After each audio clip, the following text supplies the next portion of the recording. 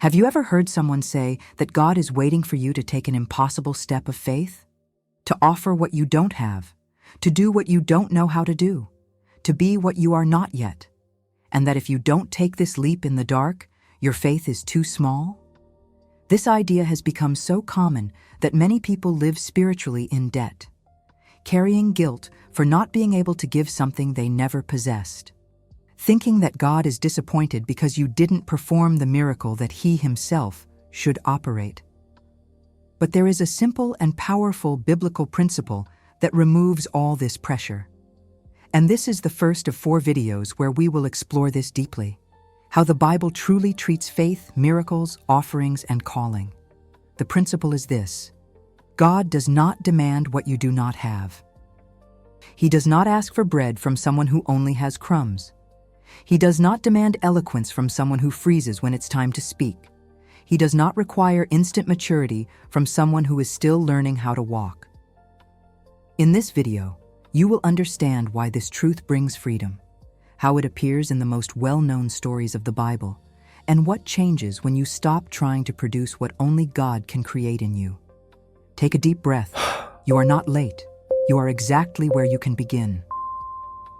When God called Moses to lead the people of Israel, his first reaction was honest and direct.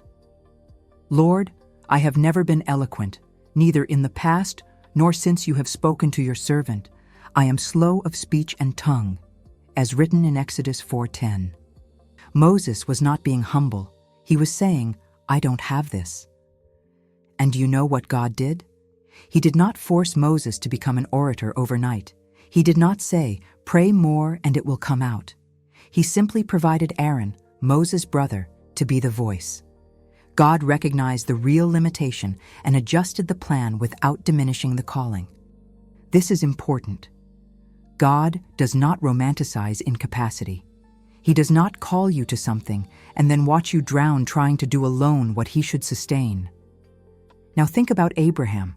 God asked for Isaac, not as a religious offering, but as proof of where his heart was. And before you think God wanted loss, remember the end of the story. He never allowed the sacrifice to be completed. He provided the ram. He always provided. Because what God wanted was not Isaac dead. It was Abraham surrendered. The same logic appears with the rich young ruler. Jesus asked him to sell everything, not because He wanted to see him in misery, but because He knew his heart was attached to it. And when the young man walked away sad, Jesus did not run after him. He simply made it clear: you have wealth, but you do not have detachment. And detachment is something you will need to cultivate. See the pattern. God reveals what is lacking. He does not invent demands. There are people waking up in the middle of the night feeling insufficient because someone said that real faith is giving beyond what you can. That if you don't feel the pressure, it is not sacrifice. But the Bible says something else. In 2 Corinthians 8:12, it is written, "For if there is willingness, it is accepted according to what one has, not according to what one does not have." Read it again slowly. According to what you have, not according to what you don't have. This means that God doesn't compare you to what you have not yet received. He doesn't measure your offering by the size of someone else's bank account. He doesn't evaluate your faith by the performance of someone who has been walking for 20 years. You may be tired or just beginning. You may be holding only crumbs in your hand. And even so, God looks at you and says, "This is enough for us to begin." Because what He wants is not the greatness of the gesture. It is the willingness of the heart. For years, many people were taught that God tests by creating scarcity, that the more you give of what you don't have, the more He is pleased. But that turns faith into a gamble and God into a casino. The biblical truth is another. God tests to reveal, not to destroy. He does not create traps. He creates opportunities for you to see where your heart truly is. And when He sees willingness, even imperfect, even trembling, He provides. Moses received Aaron. Abraham received the ram. David was prepared in anonymity before being promoted. Esther did not invent beauty, eloquence, and posture at the moment. She already had them, and God used them at the right time. None of them needed to manufacture what they did not possess. They simply offered the little they had, and God did the rest.